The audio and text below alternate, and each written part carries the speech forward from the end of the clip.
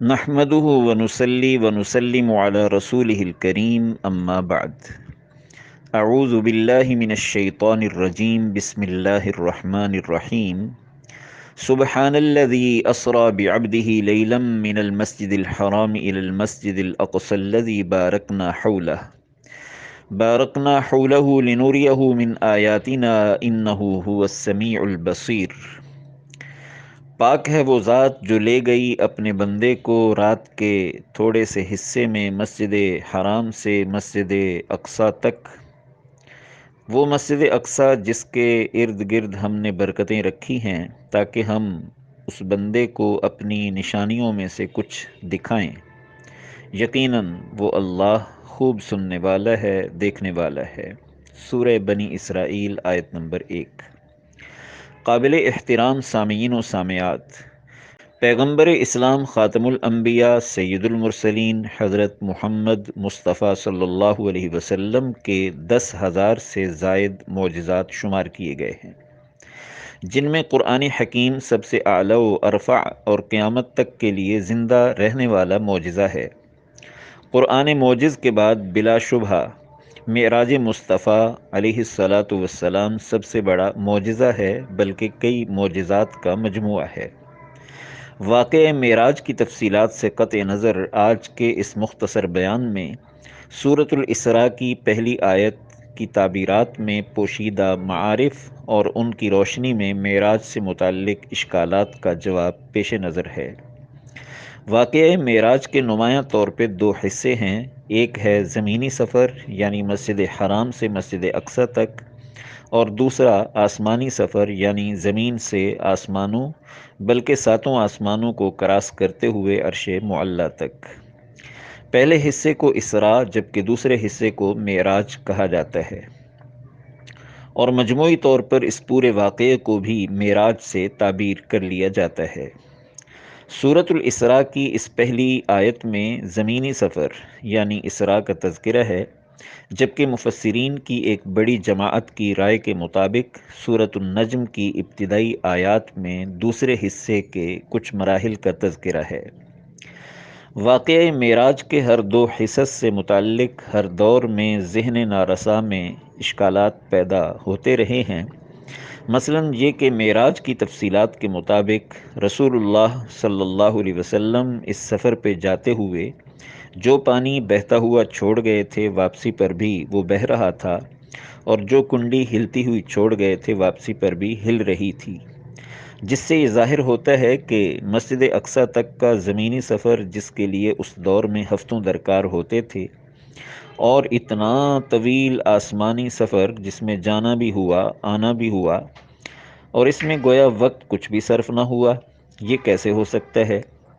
یہ بھی سوال پیدا ہوتا ہے کہ زمینی سفر میں استعمال ہونے والی براق نامی سواری، جس کا ہر قدم منتہائے نظر پہ پڑتا تھا، گدھے سے بڑا اور خچر سے چھوٹا ایسا جانور اور اس کی یہ رفتار کیسے ممکن ہے؟ یہ اور اس قبیل کے دیگر اشکالات کا جواب اس آیت کے پہلے لفظ سبحان میں پنہا ہے، جس کی تفصیل یہ ہے کہ یہ نہیں فرمایا جا رہا کہ وہ بندہ خاص راتوں رات اس سفر سے ہو آیا، بلکہ کوئی ذات اس بندے کو اس سفر پہ لے گئی۔ چنانچہ رسول اللہ صلی اللہ علیہ وسلم نے بھی واقعہ معراج کو بیان کرتے ہوئے بیشتر روایات میں عرج بی کی تعبیر اختیار فرمائی ہے، یعنی مجھے معراج کرائی گئی، مجھے لے جایا گیا۔ اب وہ ذات جو آپ صلی اللہ علیہ وسلم کو اس سفر پہ لے جانے والی ہے، یہ سارے اشکالات اسی کی نسبت سے دیکھے جائیں گے کہ کیا اس کی قدرت میں ہے اپنے کسی بندے کو لمحہ بھر میں اتنا طویل سفر کرانا اور ایسی سواری بنانا اور بھیجنا جس کا قدم منتہائے نظر پہ پڑتا ہو؟ اس ذات نے اس محیر العقول سفر کی ذمہ داری اپنے سر لیتے ہوئے تمام اشکالات کا قلع کما کلمہ تسبیح سبحان سے کر دیا، اور بتا دیا کہ جانے والا خود نہیں گیا، بلکہ اسے وہ ذات لے گئی ہے جو ہر نقص و کمزوری سے پاک ہے، اور جس کی شان سورہ مریم کی آیت نمبر 93 کے مطابق یہ ہے کہ آسمان و زمین کی ساری مخلوقات اس کی غلام ہیں، اور وہ فعال لما یرید، جب چاہے جیسے چاہے ان سے کام لے۔ اس آیت کے معارف میں دوسرا نقطہ یہ ہے کہ یہ مقام ہے رسول اللہ صلی اللہ علیہ وسلم کی عظمت و عروج کے بیان کا، اور قرینِ عقل و قیاس یہ ہے کہ یہاں آپ صلی اللہ علیہ وسلم کے اسماء و القاب میں سے اس نام یا لقب کا ذکر کیا جائے جو ان کی رفعت شان کا مظہر ہو، جیسے خاتم الانبیاء، حبیب اللہ وغیرہ۔ لیکن لے جانے والے نے اپنے مہمان ذیشان کا ذکر اس کی اپنے ساتھ قائم نسبت ابدیت کے حوالے سے کیا ہے، اور فرمایا ہے پاک ہے وہ ذات جو لے گئی اپنے عبد کو، بندے کو۔ اس سے حیثیتوں کا تحفظ بھی مقصود ہے کہ اتنے عروج کے باوجود بھی لے جانے والے کا عبد ہی رہا۔ فرط عقیدت میں کہیں ابدیت سے ابنیت یا کسی اور ایسے منصب پہ فائز نہ کر دینا جس سے خدائی اور مصطفائی کی حد فاصل متاثر ہو جائے،